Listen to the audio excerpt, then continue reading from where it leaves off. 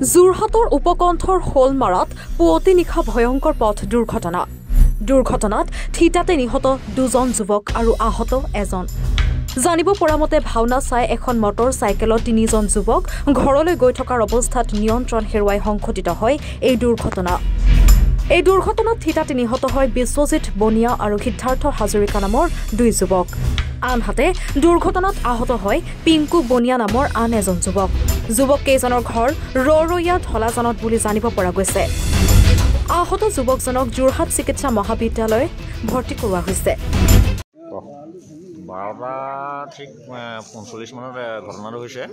এইটো চেঙিলাদি চাৰিআলি ছাইডৰ পৰা আহি আছিলে। আহি পেলানি তেওঁবিলাক মানে হয়তো চাইঙীয়া হৈ এইফালে যাবলৈ আহিছিলে। মানে এটা স্পীড ব্ৰেকাৰ আছিলে, স্পীড ব্ৰেকাৰটো পাৰ হৈ নিয়ন্ত্ৰণ হেৰুৱাই হয়তো মানে তেওঁবিলাকৰ স্পীড বেছি আছিলে। এজনে অলপ ডিংচো কৰি আছিলে, যিজন ভাল আছিলে। কিন্তু গাড়ীখন সোমাই মানে ভঁৰালৰ তলত মানুহঘৰৰ সোমাই মানে লগাতে থিতাতে মানে 2জনৰ স্পট ডেড আৰু এজন বাচিছে। সেইজন অলৰেডি 108ত মই ফোন কৰি পেলানি মতাইছোঁ। তেখেতক লগালগ 108 আহি পেলানি লৈ গ'লেই।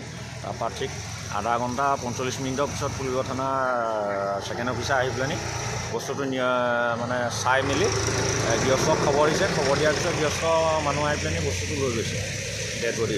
সেইটো ডেড বডি নিয়ালে ঠিক 3:30 বাজি গ'ল।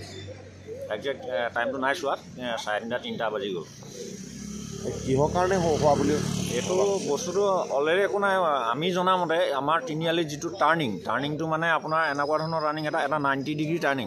এটা 90 ডিগ্ৰী টাৰ্ণিঙত যিটো মানে ৰাস্তাটো ঢালু বা বনাব লাগে সেইটোত হিচাপে বস্তুটো হোৱা নাই বুলি আমি মানে অলপ গম পাইছোঁ। আমি নিজেও বাইক চলাই থাকোঁ, আমি গাড়ী ঘোঁৰা চলাই থাকোঁ, আমি গম পাওঁ। 10 স্পীডত মানে 20 স্পীডত গ'লেও মানে টাৰ্ণিং ল'বলৈ অকণমান দিগদাৰ হয়, অসুবিধা হয় ৰাস্তাটো।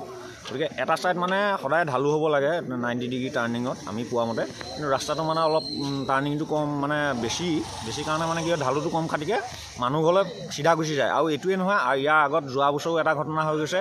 এখন ইণ্ডিকা এনেকৈ সোমাই তেখেতসকলৰ চোতালত থৈ দিয়া বাইকখন খুন্দিয়াই ভাঙি পেলাইছে।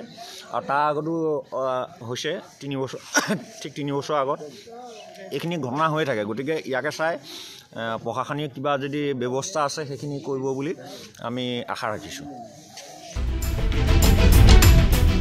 যোৰহাটৰ পৰা কংকন জ্যোতি শৰ্মাৰ প্ৰতিবেদন, এনি ভাৰত 24।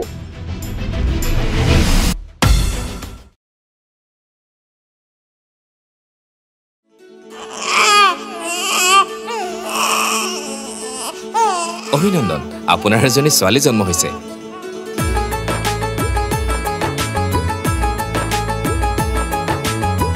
লাহি পাহি এজনী পৰি